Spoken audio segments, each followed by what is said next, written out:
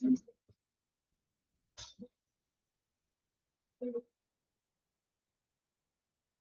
morning. Good morning, ma'am. Good morning, ma'am. Good morning, ma'am.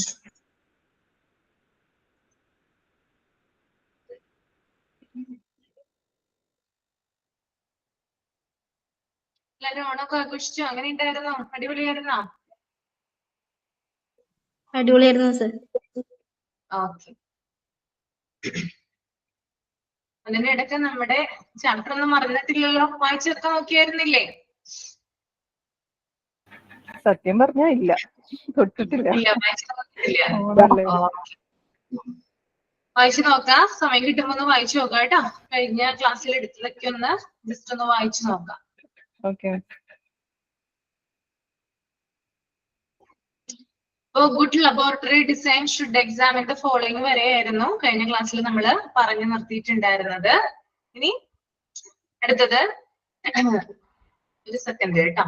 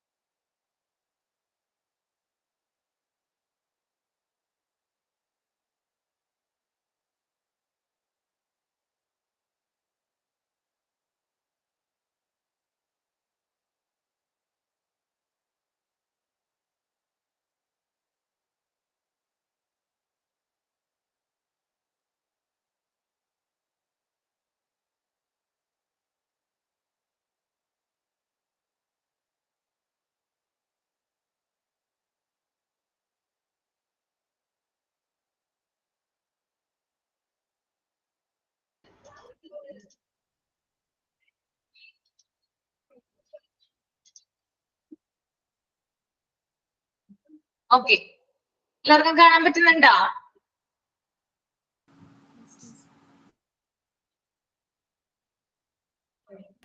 Yes ma'am.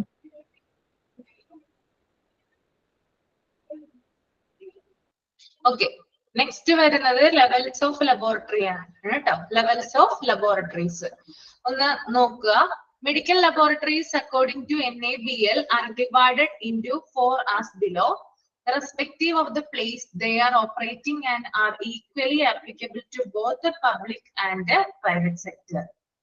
അതായത് medical ലബോറട്ടറീസിനെ NABL-ന്റെ അടിസ്ഥാനത്തിൽ, NABL എന്ന് പറഞ്ഞാൽ എന്താണ്? National accreditation board for testing and calibration laboratories. ഒന്ന് എഴുതി വെക്കുക കേട്ടോ, അറിയാത്തവരുണ്ടെങ്കിൽ ഒന്ന് എഴുതി വെക്കുക. NABL-ന്റെ full form national accreditation board for testing and calibration laboratories. Okay, അതായത് നമ്മുടെ ഇന്ത്യയിലെ ലബോറട്ടറികൾക്ക് അംഗീകാരം കൊടുക്കുന്ന ഒരു അതോറിറ്റിയാണ് എന്ത്? NABL എന്ന് പറയുന്നത്. NABL-ന്റെ അടിസ്ഥാനത്തിലാണ്, അല്ലെങ്കിൽ അവരുടെ മാനദണ്ഡ പ്രകാരമാണ് ഇന്ത്യയിലെ എല്ലാ ലബോറട്ടറികളും പ്രവർത്തിക്കുന്നത്. ഓക്കെ, ഒന്നുകൂടി പറയാം. National accreditation board for testing and calibration laboratories. Okay, എഴുതി കഴിഞ്ഞോ? National accreditation board for testing and calibration laboratories. Okay, അപ്പോ ഇന്ത്യയിലെ ലബോറട്ടറികൾക്ക് അംഗീകാരം കൊടുക്കുന്നത് ആരാണ്? NABL ആണ്. ഓക്കെ, NABLന്റെ മാനദണ്ഡ പ്രകാരമാണ് നാഷണൽ ലെവലിലുള്ള എല്ലാ ലബോറട്ടറികളും പ്രവർത്തിക്കുന്നത്.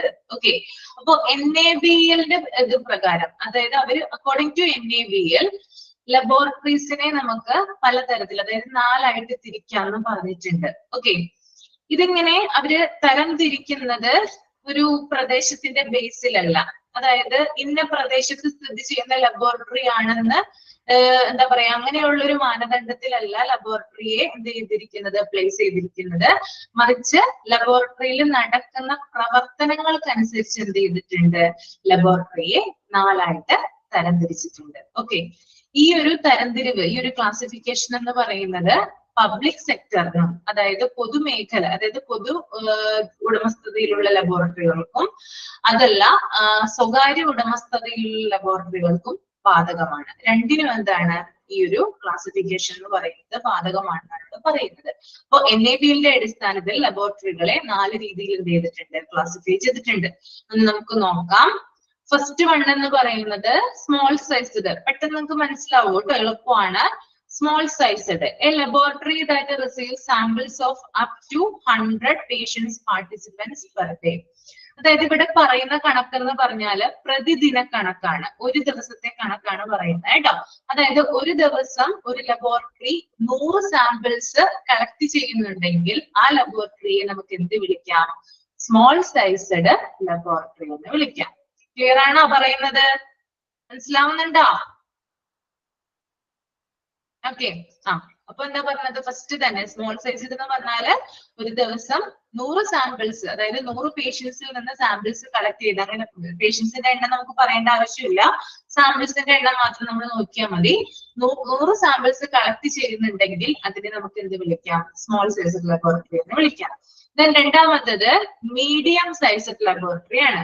A laboratory that receives samples of up to 1 or 10 400 patients participants per day. ഒരു ദിവസം 101 മുതൽ 400 വരെ സാമ്പിൾസ് കളക്ട് ചെയ്യുന്നുണ്ടെങ്കിൽ ഒരു ലബോറട്ടറി, അതിനെ നമുക്ക് എന്ത് വിളിക്കാം, മീഡിയം സൈസ്ഡ് ലബോറട്ടറി എന്ന് വിളിക്കാം. അടുത്തത് ലാർജ് സൈസ്ഡ്.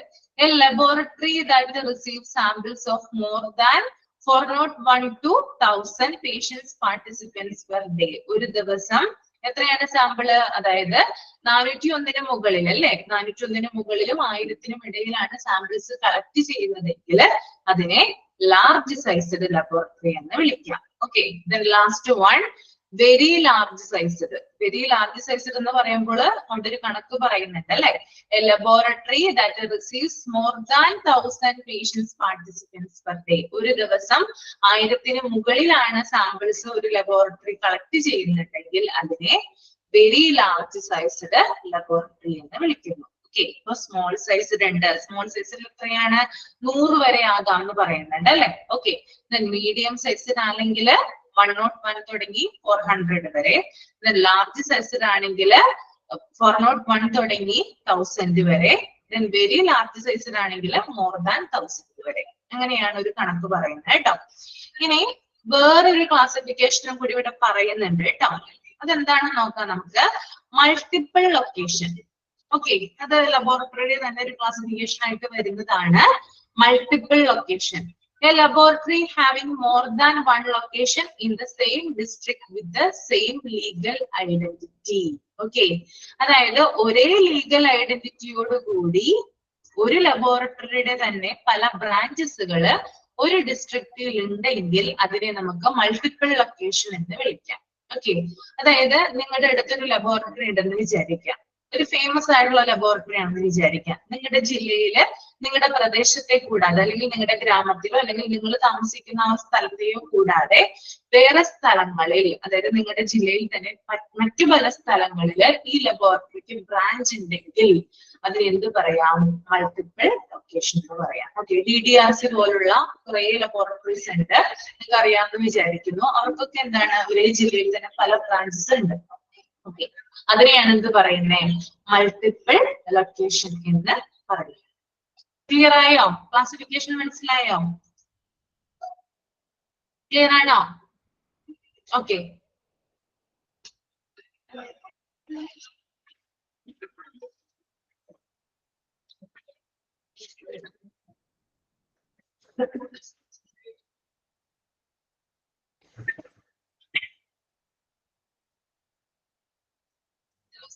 Then equipment കേട്ടോ. Each laboratory should arrange a list of equipment needed for functioning of the laboratory depending on the kind of test performed.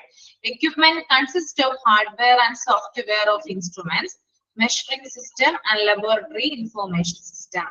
Equipment എന്ന് പറഞ്ഞാൽ എന്താണ് ഉദ്ദേശിക്കുന്നത്? ഉപകരണങ്ങളാണ് അല്ലെ? അതായത് ഓരോ ലാബുകളും ഇതിനകത്ത് ജനറൽ ആയിട്ട് പറയുന്നത് ഓരോ ലാബുകളും അവിടെ ചെയ്യുന്ന ടെസ്റ്റുകൾക്ക് അനുസരിച്ചിട്ടാണ് എക്യുപ്മെന്റുകൾ അറേഞ്ച് ചെയ്യുക അല്ലെ.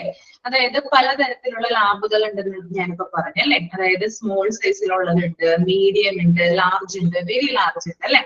അപ്പോ ആ ഒരു ലബോറട്ടറിയുടെ ക്രമീകരണങ്ങൾക്കനുസരിച്ച് അതിന്റെ വലുപ്പത്തിനനുസരിച്ച് അതിന്റെ സെറ്റിൽമെന്റിനൊക്കെ അനുസരിച്ചിട്ടാണ് എന്ത് അറേഞ്ച് ചെയ്യുന്നത്? അവിടെ എക്യുപ്മെന്റുകൾ അറേഞ്ച് ചെയ്യുന്നത്. ഓക്കെ. അതായത് ഇപ്പൊ തീരെ ചെറിയൊരു ലാബാണെന്ന് വിചാരിക്കാം. അവിടെ നമ്മള് കുറേ അധികം വലിയ വലിയ ഉപകരണങ്ങളൊക്കെ കൊണ്ടുവച്ചാല് അത് ശരിയാവോ? ഒരിക്കലും ശരിയാവില്ല അല്ലെ. അപ്പോ ഏത് ലാബാണോ ആ ലാബില് എന്തൊക്കെ ടെസ്റ്റുകളാണോ ചെയ്യുന്നത് അതിനനുസരിച്ചിട്ടാണ് അവിടെ എക്യുപ്മെന്റ് സെറ്റ് ചെയ്യേണ്ടത്. അതിവിടെ പ്രധാനമായിട്ട് പറയുന്നുണ്ട്. ഓക്കെ. ദെൻ എക്യുപ്മെന്റില് അതായത് ലാബില് ഉപയോഗിക്കുന്ന ഉപകരണങ്ങൾ എന്ന് പറയുമ്പോൾ അതിനകത്ത് ഹാർഡ്വെയർ. ഓക്കെ. ഹാർഡ്വെയർ എന്ന് പറഞ്ഞാൽ എന്താണ്? അതായത് നമുക്ക് ടച്ച് ചെയ്യാൻ സാധിക്കുന്ന അല്ലെ, ടച്ച് ചെയ്യാൻ സാധിക്കുന്ന ഉപകരണങ്ങൾ. ഇനി സോഫ്റ്റ്വെയർ ഇൻസ്ട്രുമെന്റ്സ് അല്ലെ, അതായത് നമുക്ക് ടച്ച് ചെയ്യാൻ പറ്റാത്ത തരം എന്ത് ചെയ്യുന്നുണ്ട്? ഉപകരണങ്ങളുണ്ട്. അപ്പൊ ഈ രണ്ട് തരം ഉപകരണങ്ങളും എവിടെ ഉപയോഗിക്കുന്നുണ്ട്? ലബോറട്ടറികളിൽ ഉപയോഗിക്കുന്നുണ്ട്. ഹാർഡ്വെയർ ഉണ്ട്, സോഫ്റ്റ്വെയർ ഉണ്ട്. അതുപോലെ തന്നെ മെഷറിംഗ് സിസ്റ്റം, ഇപ്പൊ തെർമോമീറ്റർ പോലെയുള്ള സ്പിഗ്മോ മാനോമീറ്റർ പോലെയുള്ള ഇൻസ്ട്രുമെന്റ് ഉപകരണങ്ങളൊക്കെ എവിടെ യൂസ് ചെയ്യുന്നുണ്ട്? ലബോറട്ടറികളിൽ യൂസ് ചെയ്യുന്നുണ്ട്. അപ്പോ ലാബിൽ ഉപയോഗിക്കുന്ന പലതരം ഉപകരണങ്ങൾ എന്ന് പറയുന്നത് എക്യുപ്മെന്റ്സ് എന്ന് പറയുന്നത് അവിടെ ടെസ്റ്റിങ്ങിന് ആവശ്യമായിട്ടുള്ള എക്യുപ്മെന്റ്സ് ആണ്. ഓരോ ലബോറട്ടറിയും അതിന്റെ ടെസ്റ്റുകൾക്ക് അനുസരിച്ചിട്ടാണ് അവിടെ എക്യുപ്മെന്റ്സിനെ അറേഞ്ച് ചെയ്തിട്ടുണ്ടാവുക. ഓക്കെ. താഴെ കുറച്ച് കാര്യങ്ങൾ കൊടുത്തിട്ടുണ്ട്. അതെന്താണ് നമുക്കൊന്ന് നോക്കാം. The following should be made sure. താഴെ പറയുന്ന ചില കാര്യങ്ങളുണ്ട് എക്യുപ്മെന്റുകളുമായി ബന്ധപ്പെട്ടിട്ട്. അതൊന്ന് നമുക്ക് നോക്കാം. Equipment should be chosen to meet the requirements of the laboratory with regard to design and capacity. ഓരോ ലാബും അവരുടെ ഡിസൈനും കപ്പാസിറ്റിക്കും അനുസരിച്ചുള്ള എക്യുപ്മെന്റ് തിരഞ്ഞെടുക്കണം. ഞാൻ പറഞ്ഞു, അതായത് ചെറിയ ലാബിൽ നമ്മൾ എന്ത് ചെയ്യാൻ പാടില്ല? വലിയ വലിയ ഉപകരണങ്ങളൊന്നും നമുക്ക് സെറ്റ് ചെയ്യാനായിട്ട് പറ്റില്ല അല്ലെ. അപ്പോ അവരുടെ കപ്പാസിറ്റി എന്താണ്? ഇപ്പൊ ചെറിയ ലാബാണെങ്കിൽ അവർക്കൊരു കപ്പാസിറ്റി ഉണ്ടാവും, അവർക്കൊരു ഡിസൈൻ ഉണ്ടാകും. അതിനനുസരിച്ചിട്ടാണ് എന്ത് സെറ്റ് ചെയ്യേണ്ടത്? അവിടെയുള്ള എക്യുപ്മെന്റ്സ് അറേഞ്ച് ചെയ്യേണ്ടത്. ഓക്കെ.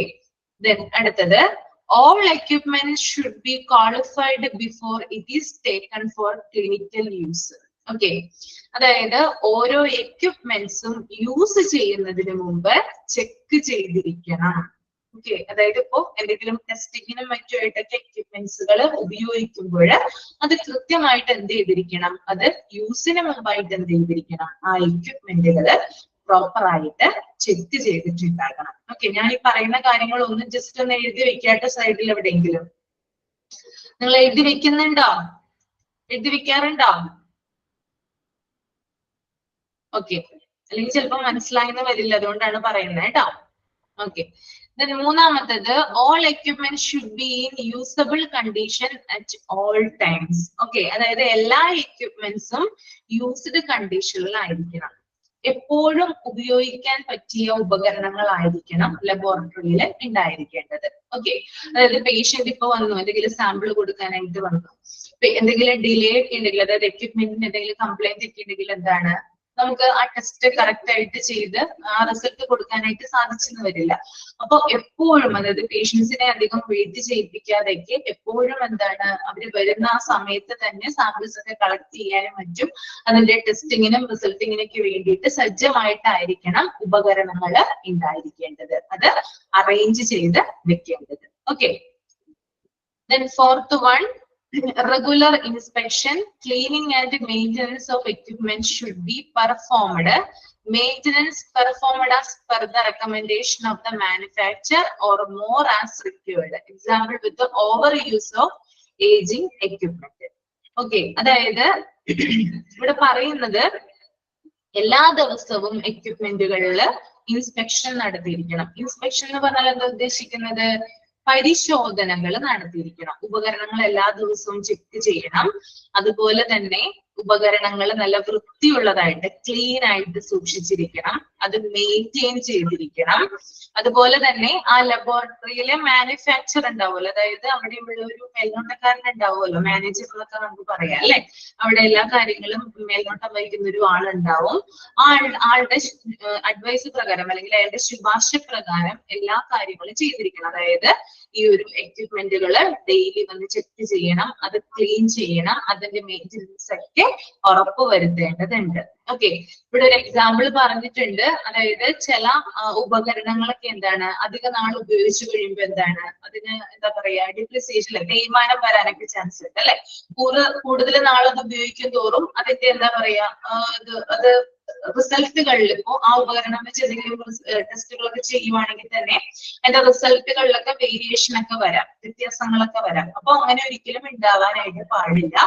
എപ്പോഴും പ്രോപ്പർ ആയിട്ടുള്ള അല്ലെങ്കിൽ കറക്റ്റ് ആയിട്ടുള്ള മെയിൻ്റെനൻസോട് കൂടി എന്ത് ചെയ്യണം, എക്യുപ്മെന്റുകൾ സൂക്ഷിച്ച് വെച്ചിരിക്കണം. Okay, the next one, laboratory should maintain needful instruction for operation and maintenance of equipment in the form of SOP. A copy of the same should be made available near the equipment. അതുപോലെ തന്നെ ലബോറട്ടറികളില് ഉപകരണങ്ങൾ പ്രവർത്തിക്കാൻ വേണ്ടിയിട്ട് ഒരു standard operating procedure ഉണ്ട്. അതായത് ഒരു set of procedures ഉണ്ട്. അതായത് ഇതൊരു സ്റ്റെപ്പ് വൈസ് ഗൈഡ് ലൈൻ ആണ്. എങ്ങനെയാണ് ലബോറട്ടറികളിലെ ഉപകരണങ്ങൾ പ്രവർത്തിപ്പിക്കേണ്ടത്, എങ്ങനെയാണ് അത് മെയിൻറ്റെയിൻ ചെയ്ത് കൊണ്ടുപോകേണ്ടത് എന്നിങ്ങനെയുള്ള നിർദ്ദേശങ്ങൾ അടങ്ങിയിട്ടുള്ള ഒരു രൂപരേഖയാണത് SOP എന്ന് പറയുന്നത്. ഓക്കെ, അതനുസരിച്ചിട്ടാണ് അവിടെയുള്ള സ്റ്റാഫുകള് അവിടെയുള്ള എക്യുപ്മെന്റുകള് പ്രവർത്തിപ്പിക്കുന്നത്. ഓക്കെ, അപ്പൊ ഈ ഒരു SOPs അതായത് സ്റ്റാൻഡേർഡ് ഓപ്പറേറ്റിംഗ് പ്രൊസീജിയേഴ്സ് ഒരു ലബോറട്ടറിയിൽ ഉണ്ടായിരിക്കേണ്ടത് അത്യാവശ്യമാണ്. അത് നോക്കിയിട്ട് വേണം, ഒരു ഗൈഡ് ലൈൻ ആണെന്ന് ഞാൻ പറഞ്ഞു, അതനുസരിച്ചിട്ടാവണം ആ എക്യുപ്മെന്റുകൾ, ആ ലബോറട്ടറികളിലുള്ള എക്യുപ്മെന്റുകൾ പ്രവർത്തിക്കേണ്ടത്. ഇനി ഓരോ എക്യുപ്മെന്റിന്റെ അടുത്തായിട്ടും അതെങ്ങനെയാണ് പ്രവർത്തിപ്പിക്കേണ്ടത് എന്നുള്ളൊരു ഗൈഡ് ലൈൻ ഉണ്ടായിരിക്കണം. ഓക്കെ, കൃത്യമായിട്ട് നമ്മൾ കണ്ടിട്ടുണ്ടാവും ഹോസ്പിറ്റലിലും അതുപോലെ ലബോറട്ടറികളിലൊക്കെ ചെല്ലുമ്പോൾ ഓരോ ഉപകരണങ്ങളിലേക്ക് അടുത്തായിട്ട് ഒരു ചെറിയൊരു എന്താ പറയാ ഒരു പേപ്പറിൽ എന്താ പറയാ എഴുതി വെച്ചിട്ടുണ്ടാവും. അത് എങ്ങനെയാണ് യൂസേജും കാര്യങ്ങളും ഒക്കെ എഴുതി വെച്ചിട്ടുണ്ടാവും. അപ്പൊ അതിനെയാണ് എന്ത് പറയുന്നത് SOP എന്ന് പറയുന്നത് കേട്ടോ, standard operating procedure. Okay, how to use, അതായത് എക്യുപ്മെന്റ് എങ്ങനെയാണ് ഉപയോഗിക്കേണ്ടത്, ഏത് മെത്തേഡിലൂടെയാണ് അത് ഉപയോഗിച്ച് നോക്കേണ്ടത്, എങ്ങനെയുള്ള കാര്യങ്ങളൊക്കെ, അതായത് എങ്ങനെയാണ് ആ എക്യുപ്മെന്റുകൾ ഓപ്പറേറ്റ് ചെയ്യേണ്ടത്, അങ്ങനെയുള്ള കാര്യങ്ങളൊക്കെ അടങ്ങിയിരിക്കുന്നതാണ് SOPs എന്ന് പറയുന്നത് കേട്ടോ, standard operating procedure. Okay, standard operating procedure. ഇത്രയും കാര്യങ്ങൾ ക്ലിയർ ആണോ പറഞ്ഞത്?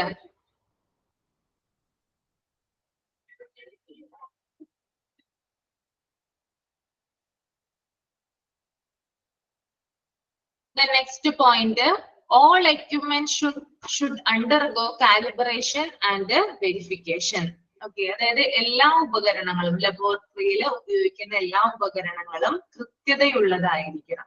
കാലിബർ എന്ന് പറഞ്ഞാൽ എന്താണ്? കൃത്യതയുള്ളതായിരിക്കണം എന്നാണ്. കൃത്യത, കാലിബർ എന്ന് പറഞ്ഞാൽ കൃത്യത. അപ്പോ എല്ലാ ഉപകരണങ്ങളും കൃത്യമായിട്ട് പ്രവർത്തിക്കുന്നതായിരിക്കണം. അത് സ്ഥിരീകരിക്കേണ്ടതുണ്ട്, പ്രോപ്പർ ആയിട്ട് അത് ഫങ്ഷനിങ് ആണോ എന്ന് നമ്മൾ സ്ഥിരീകരിക്കേണ്ടതുണ്ട്. എന്താ സംഭവിക്കുക പ്രോപ്പർ ആയിട്ട് ഫങ്ഷനിങ് അല്ലെങ്കിൽ എന്താ സംഭവിക്കുക? ചിലപ്പോ ചില ഉപകരണങ്ങൾ ഒന്ന് കമന്റ് ചെയ്ത് നിങ്ങൾ, ചില എക്യുപ്മെന്റ്സ് എന്താണ് പ്രവർത്തിക്കുന്നുണ്ടാവാം, പക്ഷെ അത് പ്രോപ്പർ ആണോ എന്ന് നമ്മൾ ചെക്ക് ചെയ്യണം അല്ലെ. ടെസ്റ്റിന്റെ കാര്യത്തിലൊക്കെ എന്തുകൊണ്ടാണ് അങ്ങനെ ചെക്ക് ചെയ്യണം എന്ന് പറയുന്നത്? കമന്റ് ചെയ്തേ, ആലോചിച്ച് നോക്കിയാൽ നിങ്ങൾ എന്തുകൊണ്ടാണ് ലബോറട്ടറിയിൽ ഉപയോഗിക്കുന്ന ഉപകരണങ്ങള് പ്രോപ്പർ ആയിട്ട് അല്ലെങ്കിൽ കറക്റ്റ് ആയിട്ട് റിസൾട്ടിന്റെ വേരിയേഷൻ ഇവിടെ വിഷ്ണുപ്രിയ കമന്റ് ചെയ്തിട്ടുണ്ട് അല്ലെ. അതായത് റിസൾട്ടുകൾ എന്താണ് ഇൻകറക്റ്റ് ആവോ അല്ലെ, അതിനകത്ത് വേരിയേഷൻ വരും. ചിലപ്പോൾ നമ്മളിപ്പോ എന്തെങ്കിലും ഒരു ടെസ്റ്റിനൊക്കെ കൊടുത്തു അല്ലെ, ആ ടെസ്റ്റില് ചിലപ്പോ ആ ഒരു എന്താ പറയാ അതിന്റെ ഒരു മെഷർമെന്റ് അളവ് എന്നൊക്കെ പറയുന്നത് എന്താണ്, കൂടിയോ കുറഞ്ഞോ ഇരിക്കാം. അപ്പൊ അങ്ങനെയുള്ള കാര്യങ്ങൾ കൊണ്ടാണ് എന്ത് ചെയ്യുന്നത്, ഈ ഉപകരണങ്ങളൊക്കെ കാലിബർ ആണോ കൃത്യമായിട്ടുള്ളതാണോ എന്ന് എന്ത് ചെയ്യേണ്ടത്, ചെക്ക് ചെയ്യേണ്ടത്. Okay, next one, maintenance contracts including warranty cards, telephone numbers of personnel needs to be contacted in the event of equipment malfunction should be kept safety but within reach for the user. അതുപോലെ തന്നെ ഉപകരണങ്ങളുമായി ബന്ധപ്പെട്ട് ലബോറട്ടറിയിൽ ഉപയോഗിക്കേണ്ട എക്യുപ്മെന്റ്സിന്റെ warranty കാർഡുകൾ എന്ത് ചെയ്യണം, maintain ചെയ്ത് വെക്കണം. നമ്മളിപ്പോ എന്തെങ്കിലും സാധനം വാങ്ങിച്ചു കഴിഞ്ഞാൽ എന്താണ്, നമുക്കതിന് വാറന്റി കാർഡുകളൊക്കെ കിട്ടില്ലേ. അപ്പൊ നമ്മൾ എന്ത് ചെയ്യും, ഒരു നിശ്ചിത കാലത്തേക്ക് എന്ത് ചെയ്യും, അത് സൂക്ഷിച്ചു വെക്കും അല്ലെ. എന്തിനാ സൂക്ഷിച്ചു വെക്കുന്നേ, അതിനെന്തെങ്കിലും കേടുപാടുകളൊക്കെ സംഭവിക്കുവാണെങ്കിൽ ആ ഒരു കാലത്തിനുള്ളിൽ എന്ത് ചെയ്യേണ്ട, നമുക്ക് എക്സ്ട്രാ പേയ്മെന്റ് ഒന്നും ചെയ്യേണ്ട, അവരെന്ത് ചെയ്യും, കമ്പനി വന്ന് എന്ത് ചെയ്യും, അത് ശരിയാക്കി തരും അല്ലെ. അപ്പൊ ഈ ലബോറട്ടറിയിൽ ഉപയോഗിക്കുന്ന ഉപകരണങ്ങളുമായി ബന്ധപ്പെട്ട് അതിനും എന്തുണ്ട്, വാറന്റി കാർഡുകൾ ഉണ്ട്. അതുമായി ബന്ധപ്പെട്ടുള്ള കാര്യങ്ങളൊക്കെ സൂക്ഷിച്ചു വെക്കാം. ഏതെങ്കിലും ഒരു എക്യുപ്മെന്റിന് എന്താണ് തകരാറുകളോ എന്തെങ്കിലും ഉണ്ടെങ്കിൽ അതുമായി ബന്ധപ്പെട്ടിട്ടുള്ള വ്യക്തികളെ കോണ്ടാക്ട് ചെയ്ത് അത് റിപ്പയർ ചെയ്യാനൊക്കെ എന്ത് ചെയ്യുക, ശ്രമിക്കുക. അപ്പോ എന്തുപകരണമാണോ ലബോറട്ടറിയിൽ യൂസ് ചെയ്യുന്നത് അതിന്റെ വാറന്റി കാർഡ്, ഇനി ഏത് സ്ഥലത്ത് നിന്നാണോ അത് വാങ്ങിച്ചിട്ടുള്ളത് അല്ലെങ്കിൽ അതുമായി ബന്ധപ്പെട്ടിട്ടുള്ള ആ ഉപകരണം ഇപ്പൊ ഡാമേജ് ആയിട്ടുണ്ടെങ്കിൽ അതുമായി ബന്ധപ്പെട്ട് അത് ശരിയാക്കാൻ വേണ്ടിയിട്ട് അതുമായി ബന്ധപ്പെട്ടിട്ടുള്ള വ്യക്തികളുടെ ഫോൺ നമ്പറുകളും കാര്യങ്ങളൊക്കെ നമുക്ക് സൂക്ഷിക്കണം, ലബോറട്ടറിയിൽ സൂക്ഷിച്ച് വെക്കേണ്ടതായിട്ടുണ്ട്. Okay, last one is user manual should be readily available for references. User manual ഉണ്ടായിരിക്കണം എന്നാ പറയുന്നത്. എന്താണ് ഈ യൂസർ മാനുവൽ? യൂസർ മാനുവൽ എന്താണ്, ഒന്ന് കമന്റ് ചെയ്യാമോ? യൂസർ മാനുവൽ എന്താണ്, നിങ്ങൾ കണ്ടിട്ടുണ്ടാവുമല്ലോ. എന്താണ് യൂസർ മാനുവൽ? യൂസർ മാനുവൽ എന്ന് വെച്ചാല് നമ്മളിപ്പോ എന്തെങ്കിലും ഒരു സാധനം വാങ്ങിയെന്ന് വിചാരിക്കാം. ഫോർ എക്സാമ്പിൾ ഇപ്പൊ പ്രഷർ കുക്കർ വാങ്ങിയെന്ന് വിചാരിക്കാം. ഓക്കെ, ആ പ്രഷർ കുക്കറിന്റെ കൂടെ തന്നെ അതെങ്ങനെയാണ് ഉപയോഗിക്കേണ്ടതെന്നുള്ള ഒരു കറക്റ്റ് ആയിട്ടുള്ളൊരു എന്താ പറയാ മാനുവൽ, അവിടെ ഒരു സംഭവം കൊടുത്തിട്ടുണ്ടാവും അല്ലെ, ഇൻസ്ട്രക്ഷൻസ് കൊടുത്തിട്ടുണ്ടാവും എങ്ങനെ ഇത് യൂസ് ചെയ്യണം എന്നുള്ളത് അല്ലെ. അപ്പോ ഈ ഒരു ലബോറട്ടറിയുടെ എക്യുപ്മെന്റിലായാലും എന്താണ്, ഈ എക്യുപ്മെന്റുകൾ പർച്ചേസ് ചെയ്യുമ്പോൾ കറക്റ്റ് ആയിട്ട് ആ സംഭവം ഉണ്ടോ എന്ന് ചെക്ക് ചെയ്യുക. കാരണം എന്താണ്, ഇത് ഉപയോഗിക്കാൻ അറിയാത്ത കുറച്ച് പേരുണ്ടാവില്ല, ആദ്യമായിട്ടൊക്കെ ഇത് വാങ്ങിക്കുമ്പോൾ എങ്ങനെയാണ് ഉപയോഗിക്കേണ്ടതെന്നുള്ള ഒരു കൺഫ്യൂഷൻ ഒക്കെ ചിലപ്പോൾ സ്റ്റാഫുകൾക്ക് മറ്റും വന്നേക്കാം. അത് ഒഴിവാക്കാൻ വേണ്ടിയിട്ട് യൂസർ മാനുവല് എന്താന്ന് കറക്റ്റ് ചെയ്യുക, റെഫറൻസിന് വേണ്ടിയിട്ട് അതൊന്ന് നോക്കേണ്ടത് എന്താണ്, അത്യാവശ്യമായിട്ടുള്ള ഒരു കാര്യം തന്നെയാണ്. ഓക്കെ, അപ്പോ ഇത്രയും കാര്യങ്ങളാണ് എന്ത് വരുന്നത്, എക്യുപ്മെന്റുകളുമായി ബന്ധപ്പെട്ടിട്ട് വരുന്നത് കേട്ടോ. ഓക്കെ, ക്ലിയർ ആണോ? ഞാൻ ഒന്നും കൂടി വേണമെങ്കിൽ പറഞ്ഞു തരണോ? ഒന്നും കൂടി പറഞ്ഞു തരണോ ആർക്കെങ്കിലും?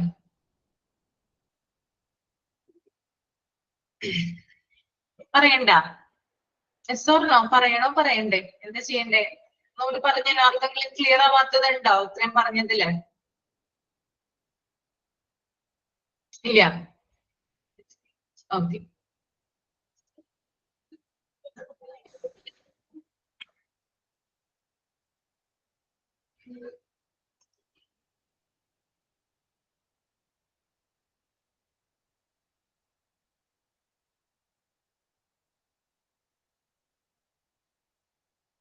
ഓക്കെ. ഞാൻ അടുത്തത് വരുന്നത് പോളിസീസ് ആൻഡ് പ്രൊസീജിയേഴ്സ് ആണ് കേട്ടോ. അതായത് ലബോറട്ടറികളിലെ നയങ്ങളും നടപടിക്രമങ്ങളുമാണ്. ഓക്കെ, അതൊരു 4 ടൈപ്പിൽ കൊടുത്തിട്ടുണ്ട്. ഫസ്റ്റ് വൺ എന്ന് പറയുന്നത് സാമ്പിൾ ലേബലിംഗ് ആൻഡ് ഡോക്യുമെന്റേഷൻ ആണ്. Second one requisition form test request form ആണ്. Third one sample acceptance rejection ആണ്. ആൻഡ് ഫോർത്ത് വൺ ലബോറട്ടറി റെക്കോർഡാണ്. അപ്പൊ ഇത് എന്താണെന്ന് ഓരോന്ന് നമുക്ക് നോക്കാം. എന്താണ് പോളിസീസ് ആൻഡ് പ്രൊസീജിയേഴ്സിൽ വരുന്നത്?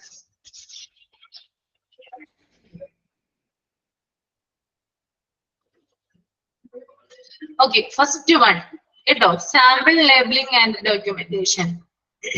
എന്താ പറയുന്നത് അതിനകത്ത്? നമുക്ക് വായിക്കുമ്പോൾ തന്നെ മനസ്സിലാവും അല്ലെ, സാമ്പിൾ ലേബിൾ ചെയ്യുക, അത് രേഖപ്പെടുത്തുക, അതുമായി ബന്ധപ്പെട്ടുള്ള കാര്യങ്ങളാണ് ഇതിനകത്ത് വരുന്നത്. അതിനകത്ത് ഫസ്റ്റ് പോയിന്റ് നോക്കാം. Specimen should be attached with at least 2 unique identifiers, example, name, age, etc. ലബോറട്ടറികളിൽ നമ്മൾ സാധാരണയായിട്ട് പോകുന്നത് എന്ത് ചെയ്യാനാണ്? ടെസ്റ്റുകൾ ചെയ്യാൻ വേണ്ടിയിട്ടാണ് അല്ലെ? സ്പെസിമെൻസ് കൊണ്ടു ചെന്നിട്ട് എന്ത് ചെയ്യാൻ വേണ്ടിയിട്ടാണ്? ഒന്നില്ലെങ്കിൽ നമ്മൾ കൊണ്ട് ചെല്ലും അല്ലെ സ്പെസിമെൻസ്, അല്ലെങ്കിൽ അവരെന്ത് ചെയ്യാണ്? നേരിട്ട് കളക്ട് ചെയ്തിട്ട് അത് ടെസ്റ്റ് ചെയ്ത് നമുക്ക് റിസൾട്ട് തരും. ഓക്കെ, അതിന്റെ ബേസിലാണ് നമ്മൾ ട്രീറ്റ്മെന്റ് ആരംഭിക്കുന്നത്. അപ്പൊ ഫസ്റ്റ് തന്നെ നമ്മൾ എന്താ ചെയ്യുന്നത്?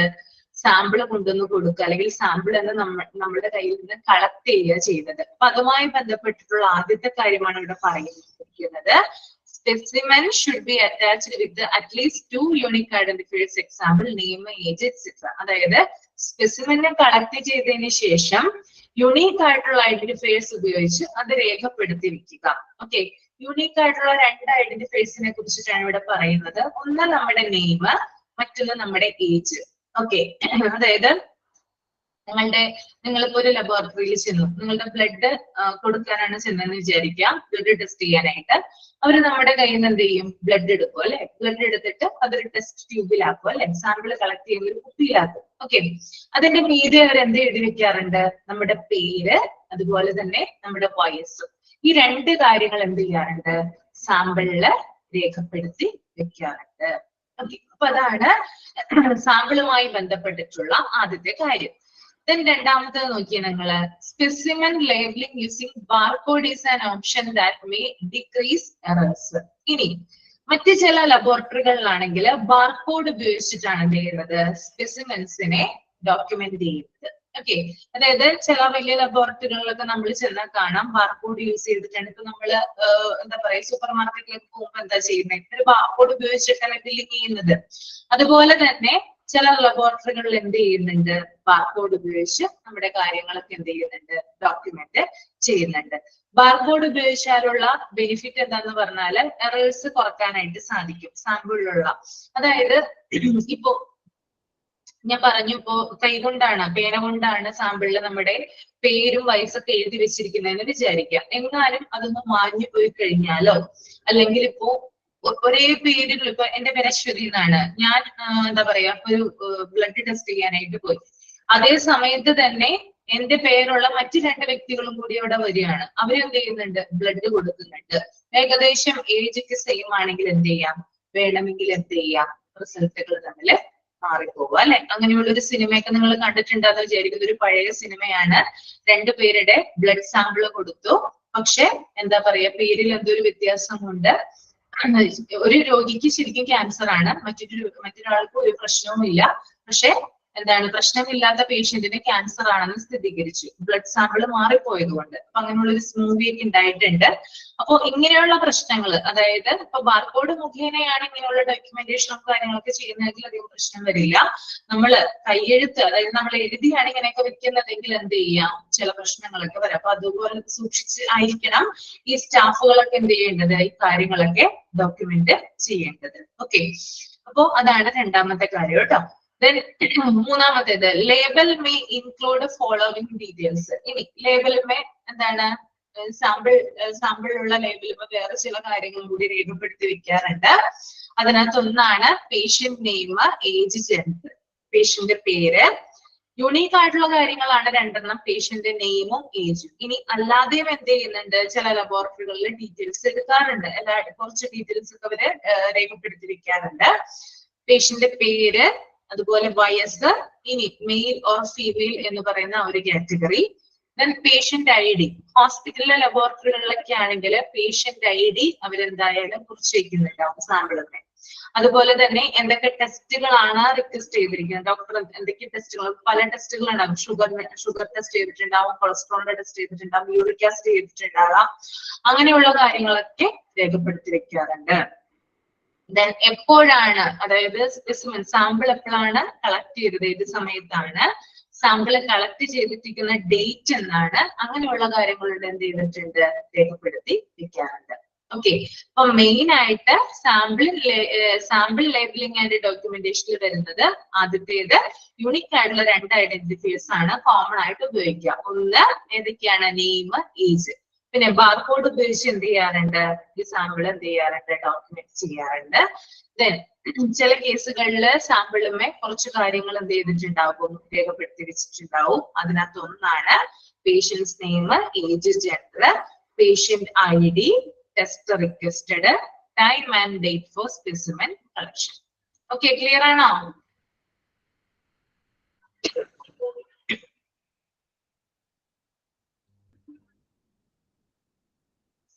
രണ്ടാമത്തേന്ന് പറഞ്ഞാല് requisition form test request form ആണ്. അതായത് റിക്വസിഷൻ ഫോം എന്ന് പറഞ്ഞാൽ എന്താണ് ഉദ്ദേശിക്കുന്നത്? അതായത് അഭ്യർത്ഥന ഫോമുകളാണ് കേട്ടോ. അഭ്യർത്ഥന ഫോമുകളെയാണ് എന്ത് പറയുന്നത്?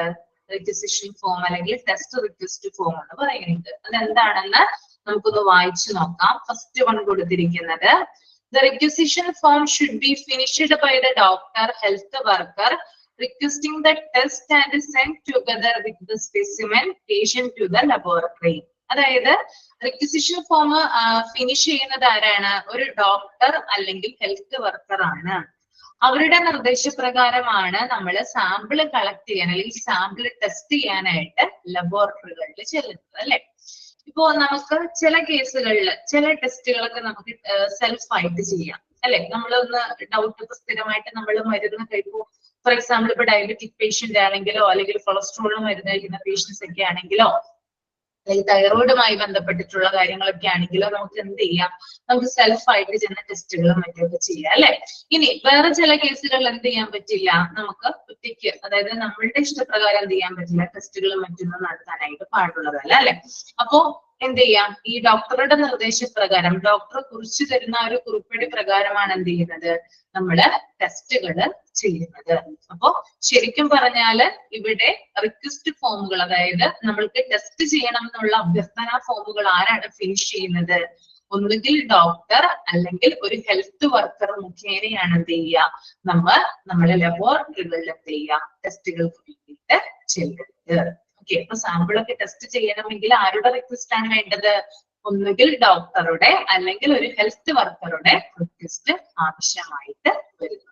ഓക്കെ, രണ്ടാമത്തെ point, the patients identity, age, location, date and time of specimen collection, investigation requested and source of a sample, example for culture and histopathology should also be included. Okay, അപ്പോ നമ്മളിപ്പോ ടെസ്റ്റ് ചെയ്യാനായിട്ട്, അതായത് ഡോക്ടറുടെ request form കൊണ്ടാണ് നമ്മൾ ചെല്ലുന്നത്.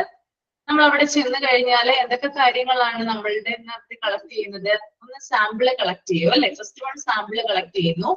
Then patient identity, അല്ലെ? Patient പേര്, അതുപോലെ ഏജ്, ദെൻ അവർ താമസിക്കുന്ന സ്ഥലം, അതാണ് ലൊക്കേഷൻ എന്ന് പറയുന്നത്. പിന്നെ സാമ്പിൾ എടുത്ത തീയതിയും അതുപോലെ തന്നെ സമയവും, അതുപോലെ തന്നെ എന്തൊക്കെ സാമ്പിൾ ആണ് കളക്ട് ചെയ്തിരിക്കുന്നത്, അങ്ങനെയുള്ള കാര്യങ്ങളൊക്കെ ആർക്ക് ആവശ്യമായിട്ടുണ്ട്? ലബോറട്ടറിക്ക് ആവശ്യമായിട്ടുണ്ട്, അല്ലെ? ഇവിടെ ഒരു എക്സാമ്പിൾ കൊടുത്തിട്ടുണ്ട്.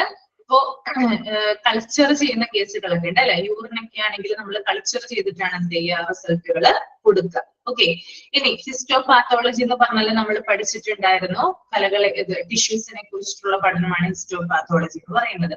അപ്പൊ അങ്ങനെയുള്ള കേസുകളിലൊക്കെ ഇപ്പൊ ടിഷ്യൂസ് ഒക്കെ ആണ് നമ്മൾ ടെസ്റ്റ് ചെയ്യുന്നുണ്ടെങ്കിൽ അതൊക്കെ എന്താണ് എടുത്തിട്ട് എന്ത് ചെയ്യുന്നുണ്ട്? അവര് സാമ്പിള്, അതായത് സാമ്പിൾ ആയിട്ട് സ്വീകരിച്ചിട്ട് ടെസ്റ്റ് ചെയ്തിട്ട് റിസൾട്ട് കൊടുക്കുന്നു. അപ്പോ പല കേസുകളും ഇപ്പൊ ബ്ലഡ് അല്ലെങ്കിൽ യൂറിൻ, അതായത് എന്ത് ടെസ്റ്റുകളാണോ ഡോക്ടർ അല്ലെങ്കിൽ ഒരു ഹെൽത്ത് വർക്കർ നിർദ്ദേശിച്ചിരിക്കുന്നത് അതിനനുസരിച്ചിട്ടാണ് എന്ത് ചെയ്യുന്നത്? ലബോറട്ടറി സാമ്പിള് കളക്ട് ചെയ്യുന്നത്. അപ്പൊ സാമ്പിള് കളക്ട് ചെയ്യുന്നതിനോടൊപ്പം സാമ്പിള് മാത്രമല്ല, പേഷ്യന്റ് എല്ലാ തരത്തിലുമുള്ള ഡീറ്റെയിൽസ്, സാമ്പിൾ എടുത്ത തീയതി, ഡേറ്റ് സഹിതം അല്ലെങ്കിൽ ടൈം സഹിതമുള്ള എല്ലാത്തരം കാര്യങ്ങൾ എന്ത് ചെയ്യുന്നുണ്ട്? ഒരു ലബോറട്ടറി കളക്ട് ചെയ്യുന്നുണ്ട്. ഓക്കെ, ക്ലിയർ ആയെന്ന് കരുതുന്നു കേട്ടോ. ഇത്രയും വരി എടുത്താൽ എന്തെങ്കിലും ഡൗട്ട് ഉണ്ടോ? മനസ്സിലായോ? Requisition form, test. ഓക്കെ,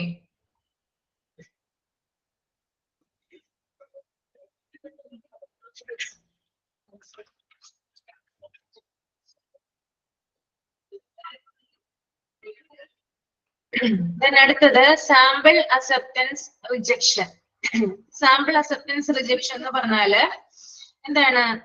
ഒന്നില്ലെങ്കിൽ സാമ്പിള് സ്വീകരിക്കാം, അല്ലെങ്കിൽ റിജക്ഷൻ വരാം. ചില കേസുകളിൽ സാമ്പിൾ എടുക്കുമ്പോൾ സ്വീകരിച്ചിട്ടാണ് എന്ത് ചെയ്തത്? നമുക്ക് റിസൾട്ടുകൾ തരുന്നത്. എന്നാൽ ചില കേസുകളിൽ എന്ത് ചെയ്യാം? സാമ്പിള് റിജക്ട് ചെയ്യാനും സാധ്യതയുണ്ട്. അതെന്തൊക്കെയാണെന്ന് നമുക്കൊന്ന് നോക്കാം. All specimens should be checked on receiving in the laboratory for fitness for test.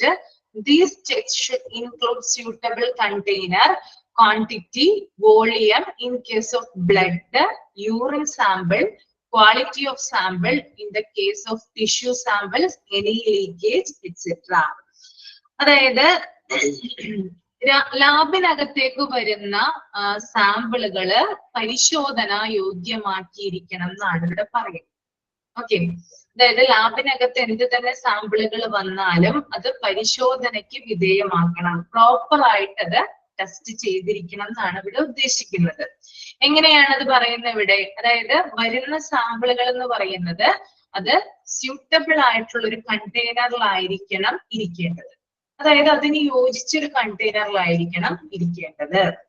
അതുപോലെ തന്നെ സാമ്പിളുകളിലുള്ള, അതായത് സാമ്പിളുകള് നിശ്ചിത ക്വാണ്ടിറ്റി ഉള്ളതായിരിക്കണം, അല്ലെങ്കിൽ നിശ്ചിത വോളിയത്തിലായിരിക്കണം ഉണ്ടായിരിക്കേണ്ടത്. അവിടെ ബ്രാക്കറ്റിൽ കൊടുത്തിട്ടുണ്ട് in case of blood, urine sample. Okay, ഞാനൊരു എക്സാമ്പിൾ പറഞ്ഞുതരാം അപ്പൊ നമുക്ക് കൂടുതൽ ക്ലിയർ ആവും.